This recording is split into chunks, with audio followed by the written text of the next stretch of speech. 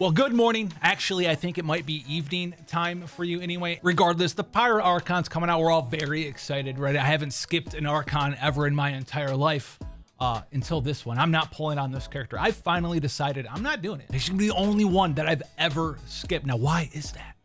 Why would I do that? Why would I skip this character? But I had this question pop up once again, and I think that this answer breakdown detail might help you see my point of view as to why I'm just not that excited for this character. So make sure you drop that sub, come back for more, and I'll see you guys in the next one. I don't understand why people are talking about how the Pyro Archon is married to characters like Shalonian. How is this any different than Bennett being the best attack buffer for attack skilling characters? Well, okay. Listen, you've probably heard me a couple of times already say that I'm not interested in pulling for the Pyro Archon. She's the only Archon that I actually don't really care about. And I think I even have a YouTube video up where I talk about, like, I'm not really too sure if I want to pull for her. I'm not going to hit the main point that was covered in that video right here for you. If you want to, you can go watch that video. But the main point is that she's very restrictive. Now, Genshin Impact is not a difficult game. Genshin Impact, in my opinion, maybe I'm wrong, maybe I'm at fault here, Genshin Impact's a fairly easy game that allows you to collect characters and use your favorites in a combination with old and new characters, right?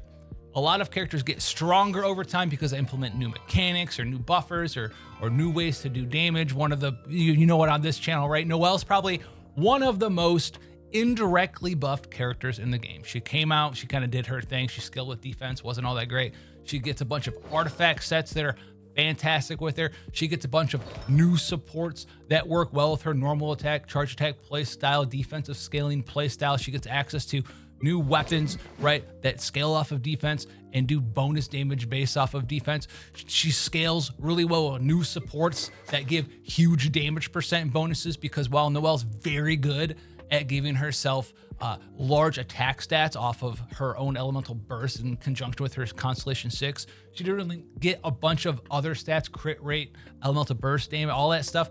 A lot of damage percent bonuses coming out, buffed up here, buffed up there, buffed up here. A character like Noelle or any of these other characters that you can just kind of pick and choose from future characters that come out so you can use your favorites in a new and exciting way is why I play this game. And the Pyro Archon is not that character. The Pyro Archon falls short of this, and the reason why she is so restrictive is that they kind of decided to give her something very similar to Raiden Shogun, right? Like a little gimmick behind her elemental burst. Now, the Pyro Archon's elemental burst doesn't use elemental burst energy. So if you look at something like Raiden Shogun here, right? We know this character old, 90 energy cost, very expensive elemental burst. The Pyro Archon does not use burst energy. She uses this new thing called the fighting spirit mechanic. There's two ways to gain fighting spirit. You get 1.5 fighting spirit every 0.1 seconds when someone normal attacks. You're not getting it every 0.1 seconds because you don't attack every 0.1 seconds with a normal attack in this game, right? So you might be getting like 3, maybe 4.5 every second or so in the game from that. The other way that you gain access to fighting spirit is when you have characters in your party consume Night Soul Point gauge. Now you need to get up to 100 fighting spirit so you can activate the burst. You can go all the way up to 200 fighting spirit to make the burst damage form that you get into do more damage. And that's pretty restrictive for the characters that you can use her with currently and the characters you'll be able to pull for if she is like your favorite character of all time in the future as well. It also kind of also makes it so she will fall off faster potentially than a lot of other DPS. And why is this? So when we talk about characters being married, right, like Shalonian and Lolly being married to the Pyro Archon, then what do we mean by that? How is that different than just Bennett being the, being married to every attack scaling character in the game? That's Pyro. How is that different? Well, the difference is that the Pyro Archon, she needs to get access to her elemental burst. Meaning that if you're not using any Night Soul Point characters in your party, you're not elemental bursting, right? First and foremost, whether you're using the Pyro Archon as a main on-field damage dealer or a sub DPS off-field buffer, because she does give a nice damage buff when she activates her elemental burst as well. So what does that mean for team compositions? It means that you're going to have a certain amount of not long characters in your party to, number one, even use her, but number two, use her most effectively. These are two different things. Now, number one, to use her, you need to gain access to the burst because it's for her off-field DPS buffer form if you want to use her in a team like that, or the main on-field DPS one. Luckily, one of her best, who would have seen this coming, guys? I don't know, you let me know. One of her best teammates is Shallonen. If you didn't pick up Shallonen, everyone said Shallonen was OP. Shallonen is OP. She's one of the best support characters in the entire game. I like her more than Kazuha does.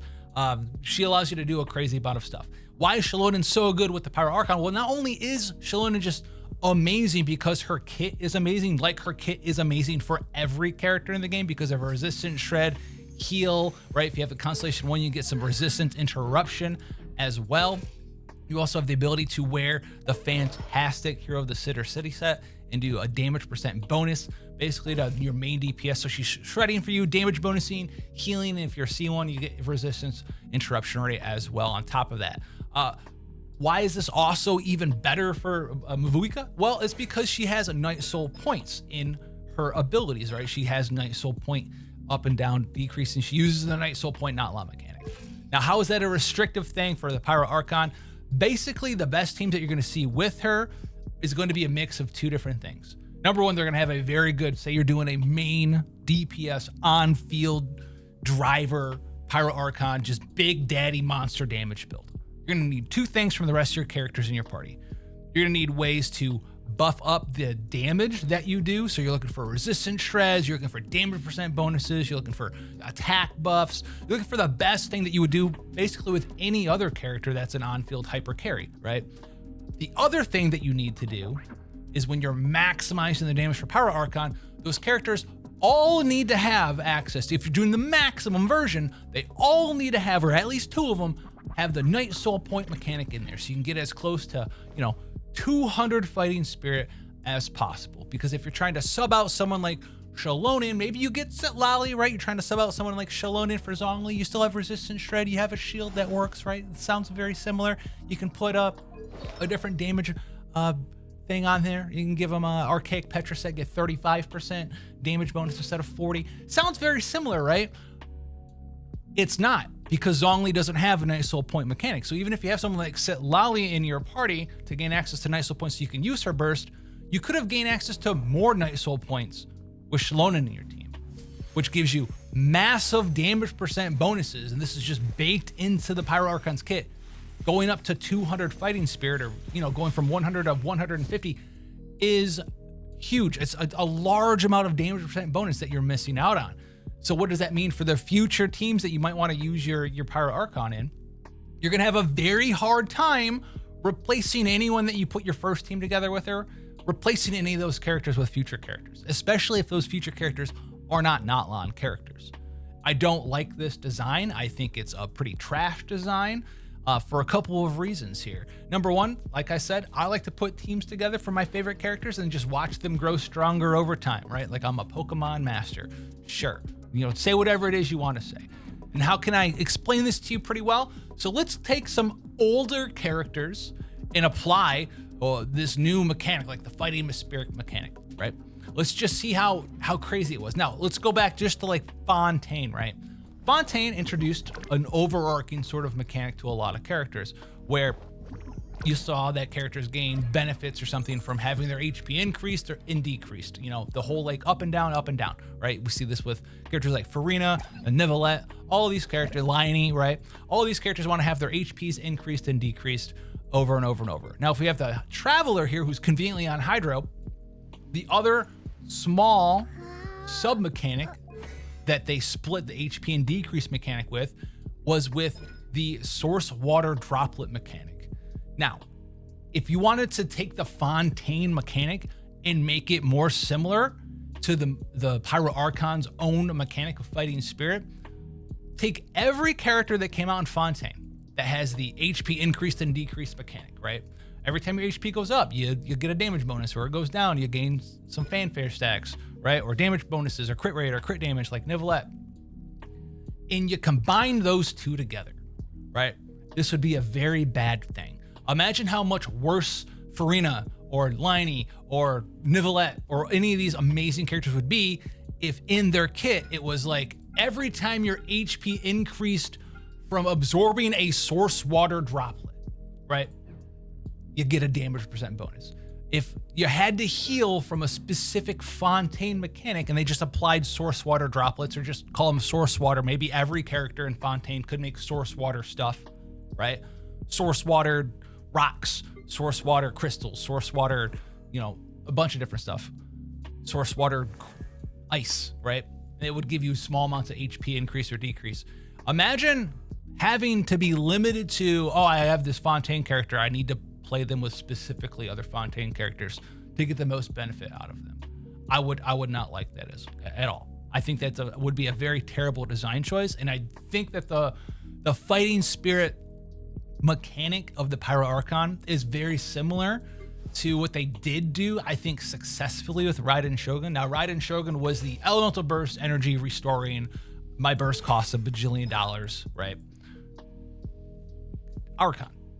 Now, why is this similar? So the sub thing going on with Raiden Shogun here is that if you go into her kit and look, right, her burst getting stacks every time someone uses a burst in your team, right? She gets stacks of, I think it's in here somewhere. She does more damage basically, right? She does more damage for every point of energy that someone else uses right here, the resolve stacks. So not only does she herself have a very expensive burst, she also wants to be paired with other people who have very expensive bursts for two reasons. Number one, if they have like a 15-second burst that costs 60 energy, and there's someone else has like a 15-second burst that costs 80 energy, well, you're still able to get more resolve stacks off of that 80 cost burst in the same amount of time. When you say, well, one costs 20 more, that's not the same thing. In a Raiden team, it kind of is though, because on top of elemental burst energy, the number being big, giving her damage during her burst form, right? She can restore energy for everyone else. So she naturally works better with characters who have big expensive bursts. For example, like Zhongli is a very good character just in general, right? But one of the downsides of using Zhongli in our Raiden Shogun team is that his burst only costs 40 energy and it's on a 12-second cooldown. So if we were able to get up to, you know, someone else in our party that could do something similar to Zhongli, but their burst was on a 12-second cooldown and it cost 80 energy, and we just gave them a bunch of energy recharge and stuff, then that character being in our party would give us an indirect benefit to the amount of damage that our Raiden Shogun does through her burst, through her resolve stacks. And that seems like it was something that they tried to do with the new, you know, fighting spirit Pyro Archon system, but it's way too restrictive, right? If you took the fighting spirit thing and you made it so like Raiden Shogun only got stacks from people who had bursts that cost 60 or more, or she only got stacks from people from Inazuma, right? Then you could see just how much more restrictive it would be to have that character in your party. I hope that makes sense to you. It's not that she's gonna be bad. I'm not telling you not to pull for her. She's actually gonna be really, really good, especially if you already have Shalonen. You're gonna wanna have Shalonen or Citlali in your party basically to get basically any real use out of her, because you need that Night Soul Point gauge mechanic. Are there gonna be future ones? I don't know. But I will say this, right? There will probably be future characters that have Night Soul Point, right? We're not all the way through Natlan yet. However, compared to every other character in the game, she is by default more restrictive because of the way that they've created her. She's going to inherently try to synergize with Night Soul Point characters more than anybody else. So if there comes out a future character that's just, we'll make it easy, it's not gonna happen. Well, let's say they come out with Shalonen 2.0 and they have 80, 60% resistance shred. They have the ability to wear an artifact set that gives 40% damage bonus, all this really cool stuff. Something like that, right? Where the kit is just inherently better than Shalonen's kit. However, that character isn't a Natlan character. You now have to weigh and math out and all this crazy the damage difference that you'd actually would gain or even lose from swapping from Shalonen to the new support that seems really good for everyone else. The newer characters might be insane and they might be better than any other support character for a hyper carry for all of the other hyper carries in the game, except for the Pyro Archon, because the new character isn't a Natlan character and doesn't have Night Soul points, and though they don't indirectly buff the elemental burst, of the Pyro Archon. So that's a lot of things that you have to weigh, and I don't like that design. So I'm just gonna, you know, put my money where my mouth is, and I'm just not gonna pull on her. I'm just gonna do some other stuff instead. Not saying that you shouldn't. I think she's gonna be fine, but that's just kind of how it is, you know? I mean, it's not like she's a bad character. I don't care about her being on a motorcycle or whatever. It's not that I hate her and I think she's an awful character. It's just out of literally all the characters you could pull on in Genshin Impact, she's probably the most restrictive one, and I'm not using my pity on that. And I'm not gonna pull with free currency or paid currency to give them an idea that that's something I'm willing to entice them on further. I don't want to see more restrictive stuff like that. No way, no how. I've seen too many gacha games try it one time, say, oh, it did pretty well, and then they add it to every character in the game. No, I'm not doing it. And one more thing coming from the editing booth, you can't see me, it's dark. This is the first time in this game's like 5-year history where we just talked about how it's going to be rare for characters to facilitate both parts of working well with the Pyro Archon, having Night Soul points, and also a kit that works well with them. This is the first time that we're getting 2 brand new 5-star characters, both at the start of the patch. Usually if we get 2 new 5-stars, one's in phase 1, one's in phase 2. They both happen to be in phase 1 at the same time.